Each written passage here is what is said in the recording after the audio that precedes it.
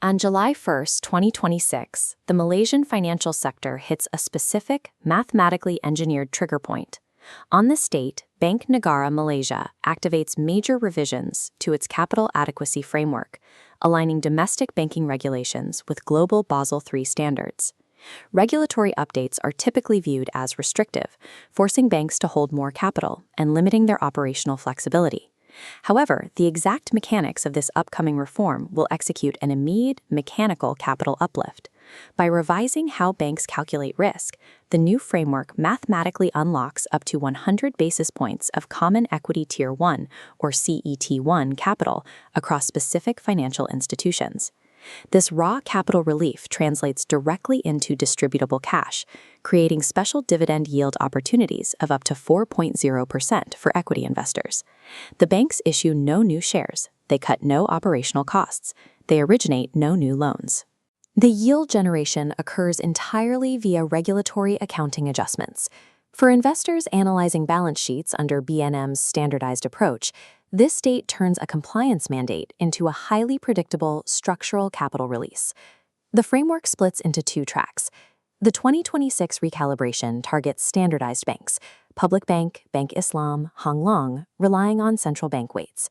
IRB banks like Maybank and CIMB, using internal models, are exempt until 2028. This delayed compliance schedule generates a targeted 18-month window of regulatory asymmetry. During this gap, the mid to large cap banks on the standardized track gain a sudden, mathematically guaranteed capital efficiency advantage over their larger IRB competitors.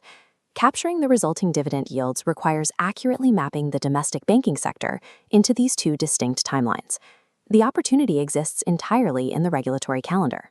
Knowing exactly when a bank's rulebook changes is equally as critical as analyzing its current balance sheet.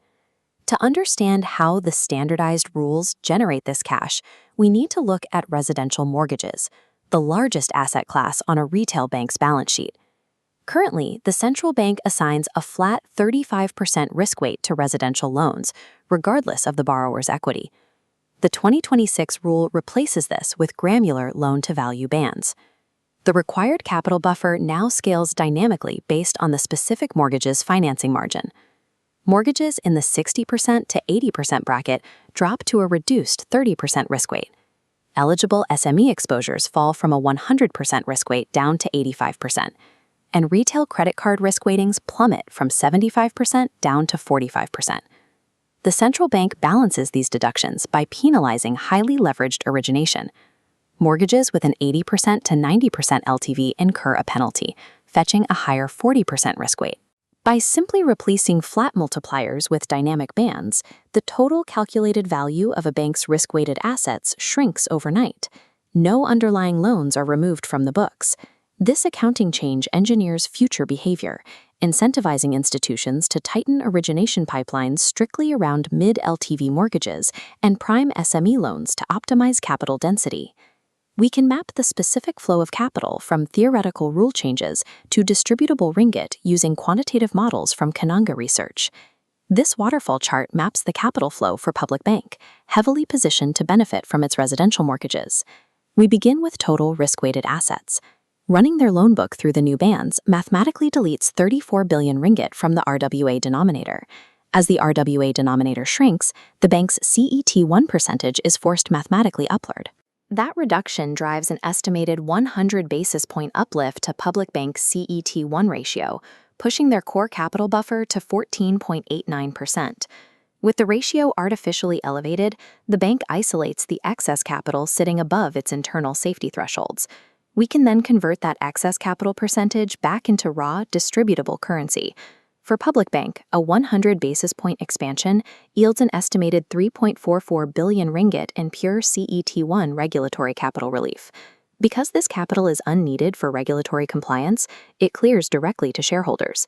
That 3.44 billion equates to 17.7 cents per share, presenting a potential special dividend yield of 3.6%. The relative yield is even larger for Bank Islam.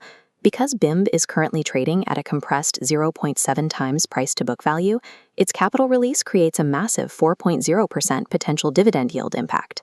By recalibrating the mathematical density of existing loans, the central bank effectively reclassifies billions of ringgit from required reserves into distributable shareholder equity. Lowering capital requirements against existing loans raises a strict systemic question. Does this regulatory loosening expose the Malaysian financial system to hidden credit risk?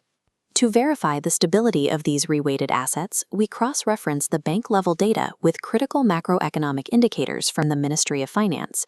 The underlying baseline asset quality is robust. The gross impaired loans ratio sits at 1.4. Consequently, the debt service ratio holds steady at 33%, securing household repayment capacity within safe prudential limits. Systemic liquidity receives an additional significant buffer from the central bank's reduction of the statutory reserve requirement down to 1.00. Standardized approach banks holding massive concentrations in mid-LTV mortgages are currently carrying pre-programmed special dividends on their balance sheets. Alpha in these markets is a direct product of identifying how specific loan concentrations interact with the regulator's new mathematical logic.